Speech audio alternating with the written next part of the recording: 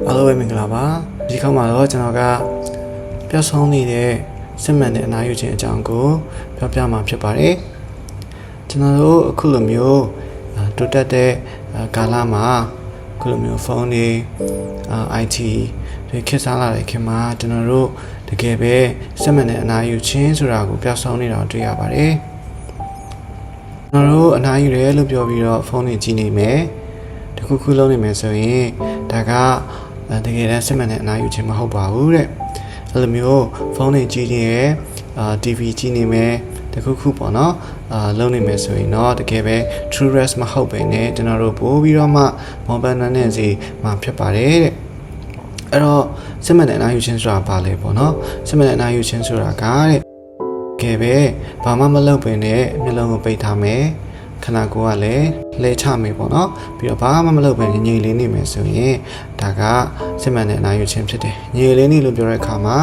တခုခုကိုမတွေးဘဲနဲ့လေးဝေလေးထွက်မှတ်တာပဲဖြစ်ဖြစ်တခုခုပေါ့နော် meditate လုပ်တာပဲဖြစ်ဖြစ်ဒါကစစ်မှန်တဲ့အနားယူခြင်းဖြစ်ပါတယ်နောက်တစ်ခုကကြတော့ကိုကအပြင်သွားတာတဘောကြတဲ့သူဆိုရင်တော့အပြင်ကိုတွားမယ်ပေါ့နော်အပြင်သွားတဲ့ခါမှာလည်းပဲဘာ device ဘာပစ္စည်းမှမတုံးမဲနဲ့ဖုန်းမတုံးမဲနဲ့တွားမယ်ဆိုလို့ရှိရင်လည်းပဲတကယ်စစ်မှန်တဲ့အနားယူခြင်းဖြစ်ပါတယ်နောက်တစ်ခုကတော့ကျွန်တော်တို့ချစ်တဲ့သူကျွန်တော်တို့မိတ်ဆွေတငယ်ချင်းတရားရောက်နေပေါ့နော် relax လုပ်မယ်ပေါ့relax လုပ်တာကလည်းပဲစစ်မှန်တဲ့အနားယူခြင်းဖြစ်ပါတယ်နောက်တစ်ခုကကျတော့ being fully present with a simple network activity ပေါ့နော် like having tea ပေါ့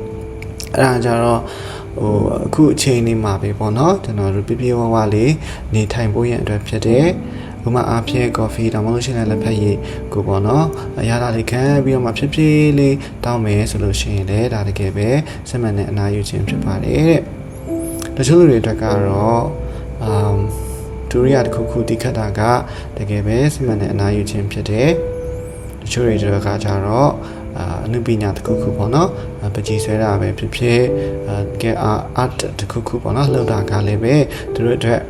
စစ်မှန်တဲ့အနားယူခြင်းဖြစ်တယ်လို့တချို့တွေကကြတော့ dancing ပေါ့နော်ကအချင်းကလည်းပဲအနားယူခြင်းတနည်းဖြစ်ပါတယ်အဲ့တော့ကျွန်တော်တို့လက်တွေ့ကြတဲ့နားယူခြင်းကဘာဖြစ်မလဲပေါ့နော်ဘာဖြစ်မလဲဆိုတော့တကယ်ကြတော့ကျွန်တော်ဒီ secret ကိုငယ်လေးကသိခဲ့တယ်ပေါ့နော်ကျွန်တော်ရဲ့ဒီဆရာမတယောက်ကနေပြီးတော့ချက်ဖြစ်ခဲ့တယ်ညနေပိုင်းမှာပေါ့နော်ကျောင်းဆင်းတဲ့အခါမှာကျွန်တော်တို့ဆရာမပြောတယ်ပေါ့နော်ဘာမှမလုပ်ဘဲနဲ့ငြိမ်ငြိမ်လေးလဲပြီးတော့မှမျက်စိပိတ်ထားမယ်ဘာမှမတွေးဘဲနေမယ်ဆိုရင်အနည်းဆုံးပေါ့နော်15မိနစ်တော့ဘာမှမတွေးဘဲနေမယ်မျက်စိမိတ်ထားပြီးတော့ငြိမ်လေးနေမယ်ဆိုရင်ဒါကတကယ်ပဲတကယ်ပဲစစ်မှန်တဲ့အနားယူခြင်းဖြစ်တယ်ပေါ့နော်အဲ့တော့အခုနောက်ထောင်နေတဲ့သူတွေအကုန်လုံးကလည်းပဲကိုနဲ့တက်တော်တဲ့စစ်မှန်တဲ့အနားယူခြင်းကိုကျင့်သုံးပြီးတော့မှတကယ်ပဲစစ်မှန်တဲ့အနားယူခြင်းကိုရရှိပြီးတော့မှအားအပြည့်နဲ့ဆက်လက်ပြီးတော့မှစူးစမ်းရှင်သန်မှုရအတွက်တိုက်တွန်းလိုက်ရပါတယ်ကျေးဇူးများတင်ပါတယ်